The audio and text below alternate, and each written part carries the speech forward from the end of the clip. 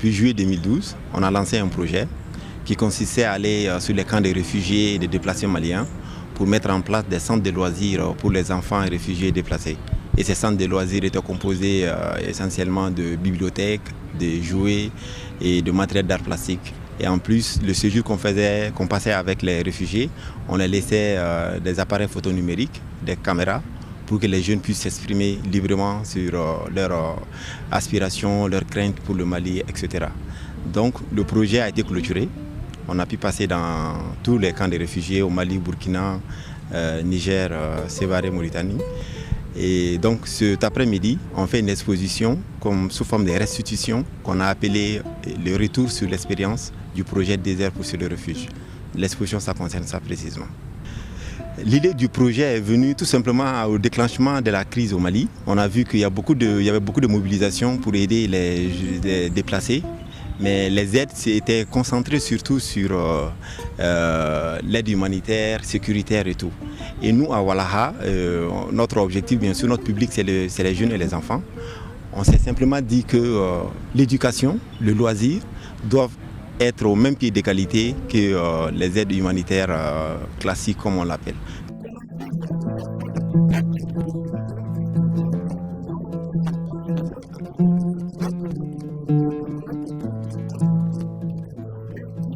J'étais chargée d'animer les ateliers photos avec les enfants déplacés du Nord. Et voilà, arrivé dans les différents cas, on a fait une sélection. J'ai sélectionné quelques enfants et avec ces enfants, on a fait l'atelier. Donc, ils sont partis dans leur famille, eux-mêmes faire des photos.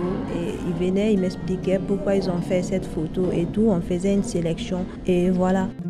Les œuvres, c'est les jeunes déplacés et les jeunes réfugiés qui se sont simplement exprimés en photo, en peinture et en vidéo qu'on va voir tout à l'heure. On les a donné l'outil nécessaire pour qu'ils puissent s'exprimer en fait. Parce que tout le monde le sait, quand on est dans un état aussi comme ils le sont bien sûr, la première chose qu'on voudrait faire, c'est de parler de ce qu'on a vécu, sinon de ce qu'on vit sur le moment. Aujourd'hui, on a simplement montré des échantillons. Selon les photos, on est dans les 3000 photos qui ont été réalisées dans les différents camps. Et il y a une quarantaine de peintures qui sont exposées cet après-midi. Et la vidéo, on va montrer une vidéo de 5 minutes que les jeunes ils ont réalisée.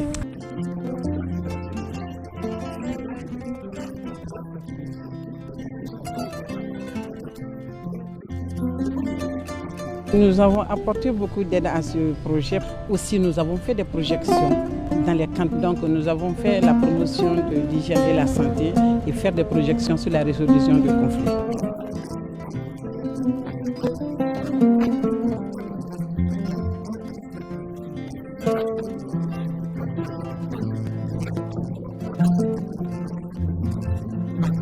C'est une initiative nouvelle de s'approcher au but comme ça. Deuxièmement, c'était vraiment quelque chose pour toucher les gens dans la crise, pour aller vers eux directement et tisser des liens entre les communautés réfugiées qui sont du Nord et les communautés qui ont fourni les biens dans le projet, les activités qui sont du Sud.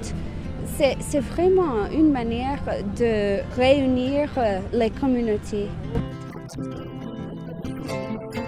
Une réflexion d'un grand artiste du XVIIIe siècle qui disait qu'une œuvre d'art n'a de valeur que dans son époque.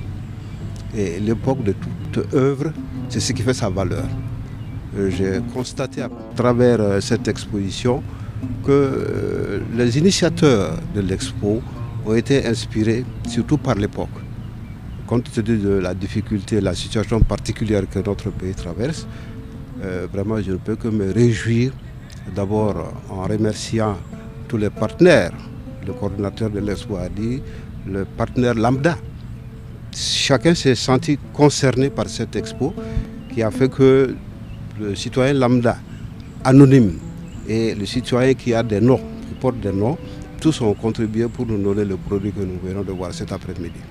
Compte tenu de la situation actuelle, l'enfant apparaît dans cette expo le plus naturellement possible. Et c'est ce qui fait la force de l'expo à mon avis.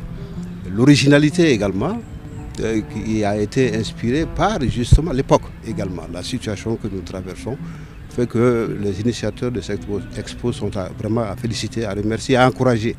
Je voudrais que cela ne se limite pas à nous seulement.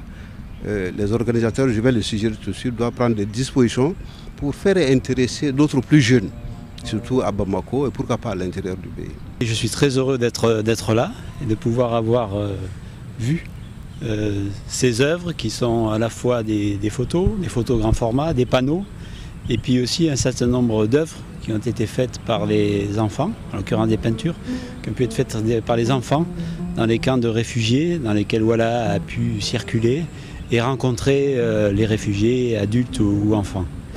Et pour nous, le résultat est là. Quand on écoute ou qu'on entend ce que les personnes de Walla ont pu dire aujourd'hui, on sent qu'elles ont vécu des moments forts d'échange, de pouvoir aller dans ces camps, rencontrer des populations maliennes en difficulté puisqu'elles sont dans des camps et qui ont dû quitter le Mali contraintes et forcées. Et cette émotion, on l'a ressentie dans ce qu'ils ont pu dire. Nous-mêmes n'avons pas été sur le terrain, mais réellement, qu'ils soient les photographes, qu'ils soient les animateurs, qu'ils soient les cinéastes, on sent chez eux l'émotion d'avoir pu parler et échanger avec ces personnes dans le camp, et notamment avec les enfants ou les jeunes. Et nous, au niveau de la coopération française, nous avons pu apporter une très modeste contribution financière à Walla, justement pour pouvoir aller dans ces camps. Le reste a pu être financé effectivement par d'autres coopérations, notamment on peut saluer la coopération suisse. Et pour nous, cette exposition d'aujourd'hui et ce qu'on peut voir, ça justifie un peu amplement ce petit geste modeste financier qu'on a pu faire avec Walla. Par exemple, sur le camp de Goudebo au Burkina Faso, il y a plus de 10 000 réfugiés, plus de 2 000 enfants qui sont sur ce camp. Et bien sûr, quand nous on vient, c'est qu'on prend, comment on appelle, on fait une sélection des jeunes pour faire les activités avec eux pendant 3 jours. Et l'idée est qu'il y a des animateurs qui sont sur place, soit des réfugiés, les jeunes réfugiés qui sont plus les jeunes adultes, et on les forme comme formateurs. Comme ça, après nous, ils peuvent poursuivre les activités que nous, on a fait avec les jeunes. Donc en gros, c'est tous les enfants des camps qui ont bénéficié du projet.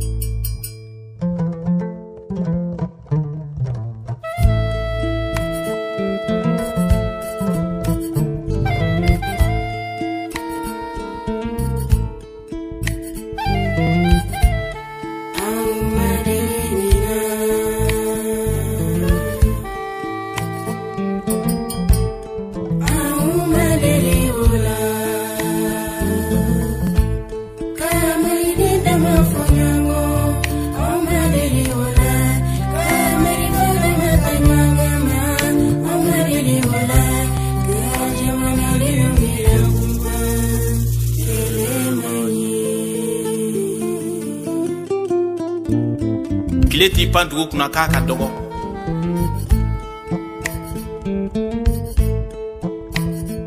Saga jigiba kuma shulule Ote sira dombali aye